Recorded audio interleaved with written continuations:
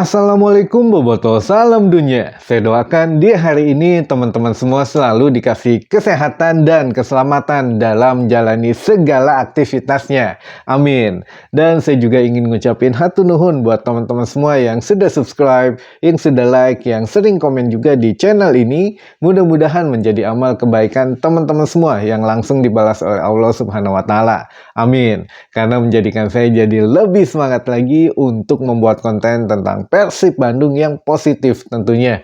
Baik teman-teman, langsung kita update mengenai kemarin pernyataan yang apakah Levi Madinda akan dipertahankan atau tidak. Kemarin kan sempat kita bahas sedikit ya, ada dua kemungkinan. Kalau dari segi administrasi, ya jika Levi menginginkan tetap di Persib dan tidak memperpanjang atau diperpanjang kontraknya oleh JDT. Jadi kemungkinan itu ya bisa saja di Persib.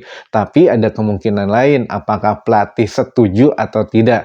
Nah kemarin Bojan Hodak memang mengeluarkan pernyataan langsung bahwa ya tidak atau jangan melihat pemain itu dari satu atau dua kali ketika dia tampil di klub gitu. Karena ya di saat itu bagus tapi belum tentu besoknya. Dalam artian begini, menurut Bojan Hodak pemain itu harus bisa stabil atau ya setiap permainan itu mainnya sama gitulah, tidak sekarang bagus besok nggak bagus, besoknya angin-anginan. Nah itu tidak bisa dinilai dari satu atau dua kali penampilan saja. Jadi ditunggu sampai ya minimal pertengahan bursa transfer besok lah, sampai bulan Desember gitu ya. Jadi ya belum bisa dipastikan apakah bertahan atau tidak menurut Bojan begitu ya. Jadi ya ditunggu saja, itu keputusan dari Bojan sendiri ya. Mudah-mudahan sesuai harapan teman-teman bobotoh ya. Baik, yang kedua ada kabar ini dari Ciro Alves kemarin, yang mana belum bisa dipastikan gitu ya tampil melawan Bayangkara FC besok. Nah ini juga menjadi satu catatan menarik sebetulnya. Jadi Ciro Alves bocorannya kemarin ini agak sedikit ngeles gitu ya ke tim dokter maupun ke tim pelatih. Tapi intinya ke tim dokter katanya mah begitu ya. Jadi bilang kan Ciro Alves ini cederanya sebelum melawan Persikabo.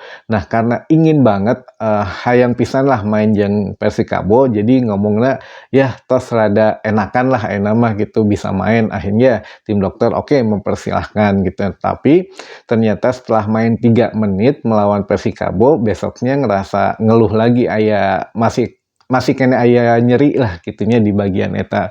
Jadi ya akhirnya udah sekarang masih harus nggak mau ngambil resiko, tim pelatih nggak mau ngambil resiko, tim dokter apalagi ya dikasih program pemulihan atau dipisahin lagi lah latihannya gitu. Jadi ya ini cerita menarik, kemarin baru kebongkar gitu, katanya bilangnya udah nggak apa-apa tapi ternyata masih nyeri.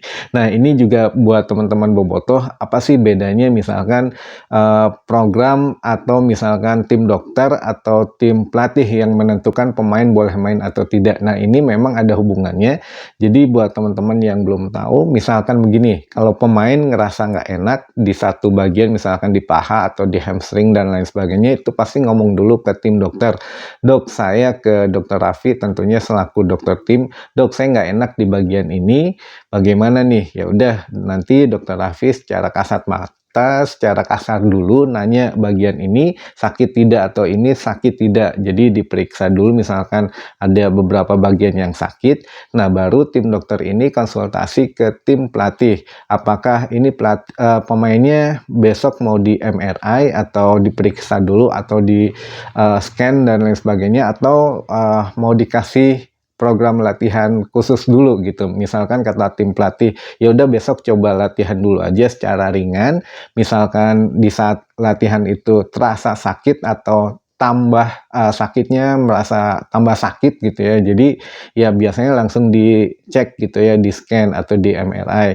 Nah itu baru ditentukan, oh bagian ini yang terkena cederanya, ya latihannya nanti disesuaikan, latihannya ringan aja ini gitu. Jadi ya kemarin katanya Ciro mengatakan ya sudahlah, ini udah agak enakan jadi bisa main. Tapi ternyata ya cedera lagi. Tapi mudah-mudahan lah besok melawan Bayangkara ya bisa main lagi ya, walaupun ya harus lekas segera karena kan ini udah mendekati hari H pertandingan gitu. Mudah-mudahan ya semua pemain minus mungkin Reky, Jalnando, dan Febri yang agak sedikit lama untuk pemulihannya gitu ya. Baik teman-teman, mungkin itu dulu saja informasi yang bisa saya sampaikan di hari ini. Mudah-mudahan menambah informasi dan wawasan teman-teman Boboto semua. Sampai ketemu lagi di informasi selanjutnya. Wassalamualaikum Boboto, salam dunia.